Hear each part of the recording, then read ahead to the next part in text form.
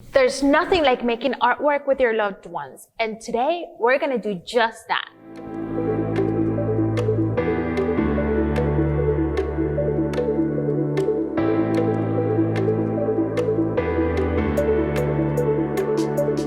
Hello friends, my name is Angela Bolaños. I am a teaching artist at Pérez Art Museum, Miami. Today, we are at our newest exhibition by international artist Felipe Mujica, but we will be creating a work of art by local artist Aurora Molina.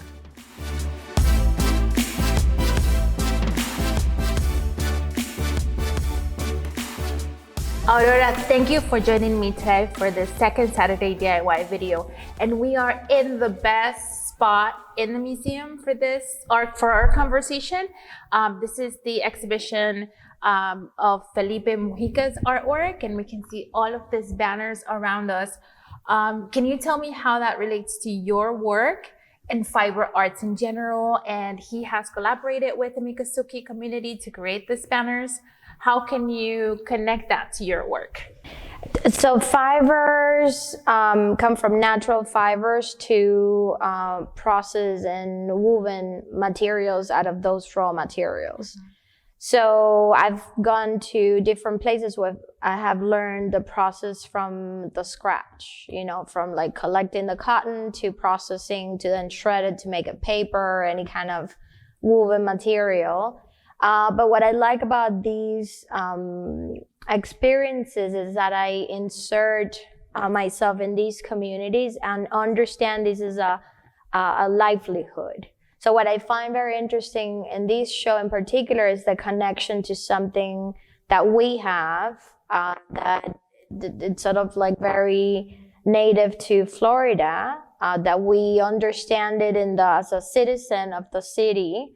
From just, you know, the commercial aspect of it, but actually the richness that the Miccosukee have, it's this history that traces back to the garments and the stories that come into the making of the patchworks.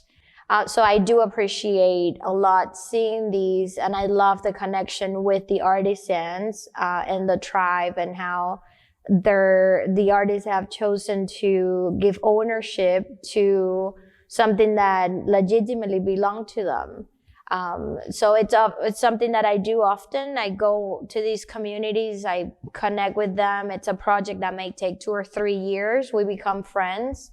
And then I usually do projects that also bring children into the project. So there's no anyone in particular that's the sole owner, but it's a collaboration where the artisan has the traditional understanding of how it's going to physically look, how the hands are going to make these.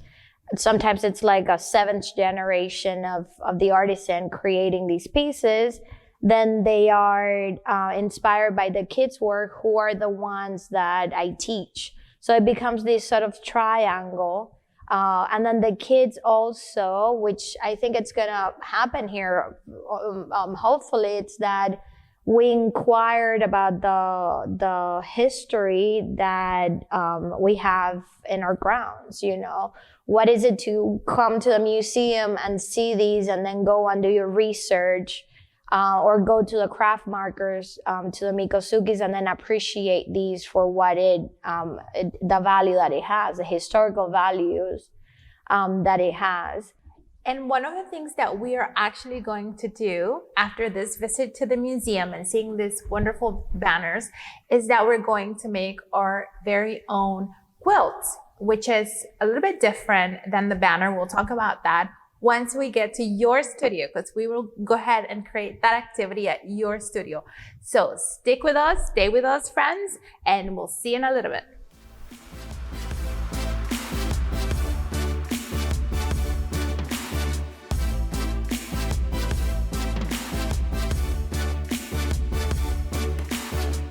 All right, so now we are here in your awesome studio.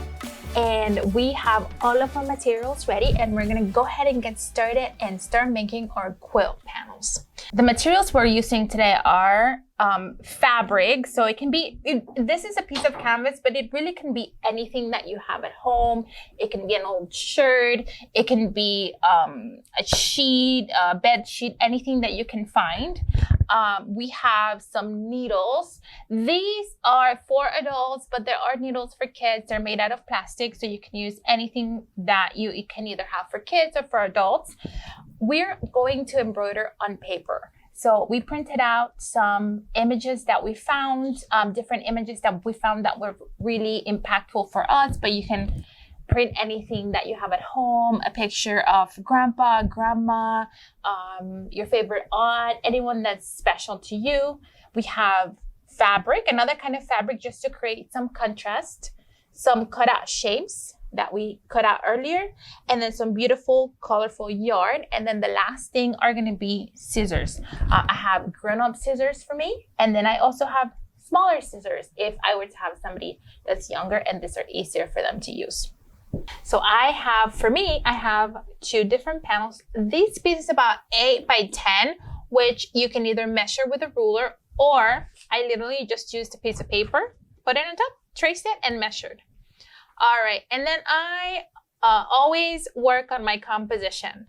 So I knew that I wanted some basic geometric shapes. So I have circles, I have squares, I have triangles, I have this fun organic shape, and we have pinned it so that we make sure that as we're sewing, I'm gonna sew this by hand.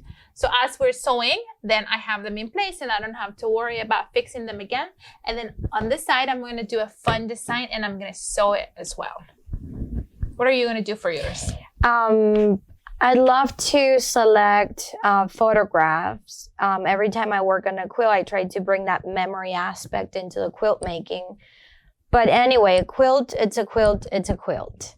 So saying that, you could do it with either paper, you could do it with plastic bags, you could like do the it. quilts that we saw earlier. Yes, there are plenty of examples there to see materials that you have at home that you could repurpose, recycle, reuse into the quilt, so you don't have to make a trip to the store. Yeah, you know, you literally don't have to buy anything. You can just find anything at home. It's just at home. And so I'm gonna do it by hand. And I think some of you might have a sewing machine at home. And so Aurora, you're going to do your version with a sewing machine. So you can see that you can do either way, whatever you have available, which is what's fun about art is you can use whatever you have available. So we're gonna go ahead and get started. So I'm going to start with my first panel. I'm gonna go ahead and I already have some of my needles prepared, and I'm gonna start sewing right away. And it's gonna be a very simple stitch just to attach the pieces to the bigger panel.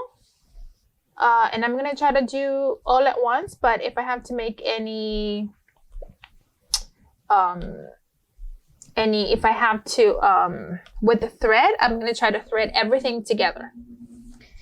And in my case, what I'm gonna do is, I always use black thread on the top. There's two parts to the sewing machine. The top thread and the bobbing thread that should be ready. You could have someone help you with that if it's your first time. And I'm going to, on the photograph, we did an outline here just to help us facilitate the drawing. Mm-hmm. And I'm gonna try to go on top of that line to get the contour of the drawing. And then that drawing is gonna be reflected on the back. So for that, I always use a quilting feet on the sewing machine. That lets you draw on the sewing machine. So basically what we're doing, it's drawing with the sewing machine as well as drawing with the needle and thread by hand. Needle and thread by hand.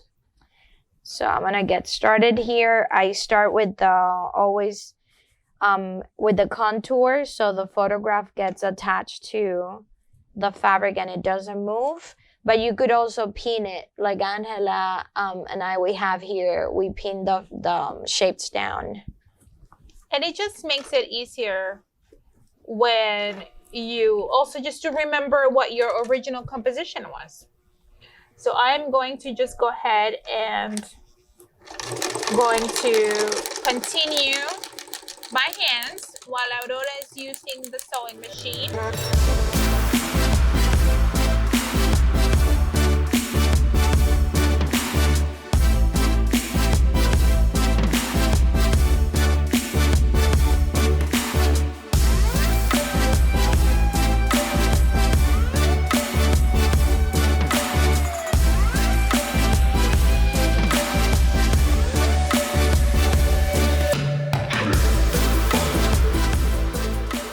Second and check on the back to see that the drawing is coming up. I can see that I love that I can see the drawing in the front, but I can also see the outline in the back. So when you use the photographs, you could have it on this side, or you could also use the drawing on the back, which in this case, they could also intervene them with markers or put a little bit of color like they used to do with the old photography, black and white, that they could bring color into it. If you're a little bit nervous about using the sewing machine, you can always start by using the needle like I'm doing. I've already finished attaching my several pieces of fabric to one of my panels. You can see in the reverse, I'm just gonna go ahead and make a knot here very quickly. Now that I have got this panel, you're using a photograph. I used the pieces of fabric to create my composition. I'm going to put this panel aside and go ahead and start with my next panel, where I am just going to draw a fun organic shape, and I'm going to use thread to add some color. And then I think you're going to be doing something similar to what I was doing with my panel. And these two panels are going to be part of a larger quilt. We'll put it together in just a minute. And this is a project that you could potentially also do in a school, because with a quilt, you don't always have to sew. You can also use glue to put the pieces together. There's so many different ways where you could put a quilt together. Because like we said earlier, a quilt is a quilt. It's a quilt.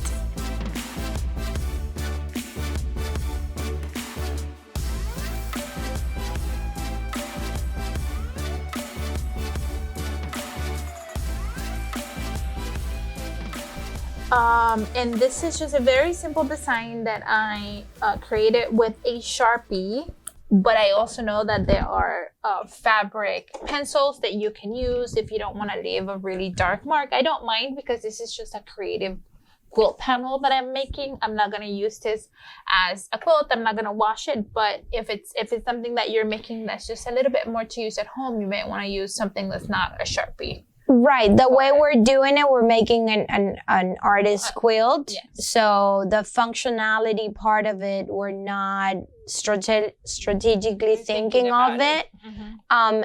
In the case it's something that you're going to wear and you're going to use regularly, then you have to consider that the materials that you're using are permanent. Mm-hmm. So in the case of the permanent marker, it might fade. Yes. With time. So what makes it permanent is that you create more of that thread line to stay in the fabric. So that's correct. The same thing you could do by hand, which is maybe creating different kind of stitches. You have the possibility to do that on the sewing machine. So I'm going to change to a zigzag to hold on the shape, similar to what Angeline's doing on this panel. Yeah.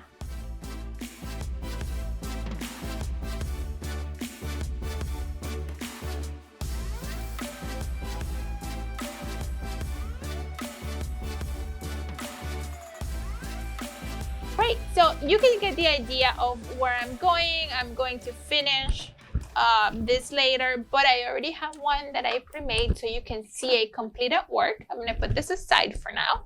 And we both, Aurora and I, had made one earlier, as we always do.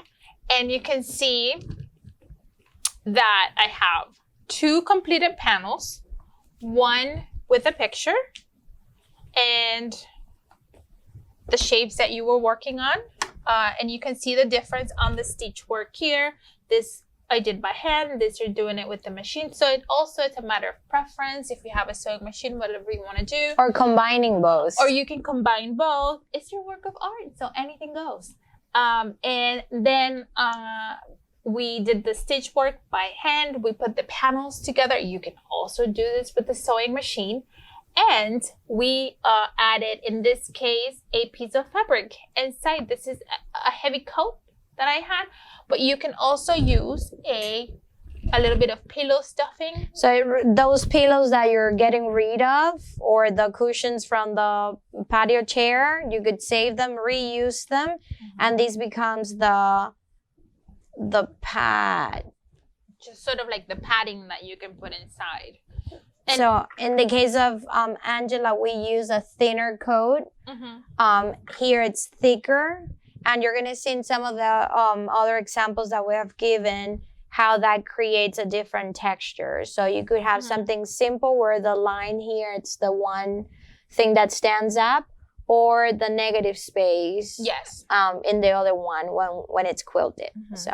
And as we said earlier, every family member can make their own panel or you can make your own quilt. And once you have panels like this one, then you can sew them together. You can sew them by hand together, or like Aurora is going to do now, she's going to put these two panels together with the sewing machine. So I'm going to hand it over, and we can see how you work your magic. Okay, so I'm going to add a little bit of a quilting part in case you want to assign that task to someone else that has experience on the sewing machine. Okay. Just to add some of like those invisible lines.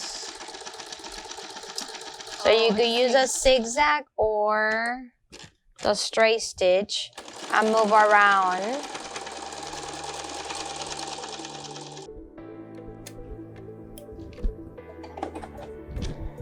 Great.